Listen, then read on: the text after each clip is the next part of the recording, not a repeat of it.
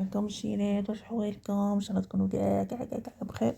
اليوم جيتكم بفيديو اللي كنت وعدتكم به، فيديو خفيف ظريف ان شاء الله، غير تشوفوا هكا اللقطات اش درنا واش وجدوا. بنت عمتي كانت وجدت كلشي.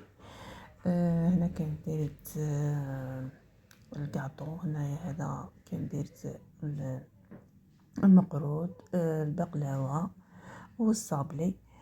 وتاني كانت دارت تاني البسبوسه، كانت وجدتها. شوفوا كنت صورت غير لقطات هكا.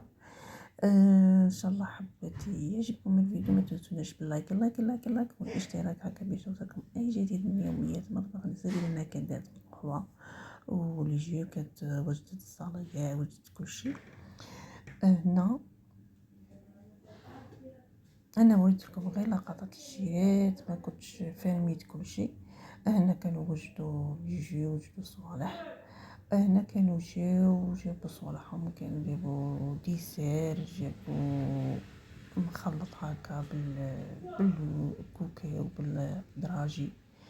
ان شاء الله حبيباتي يعجبكم الفيديو، وجبت لكم لقطات هكا تشوفوا الاجواء.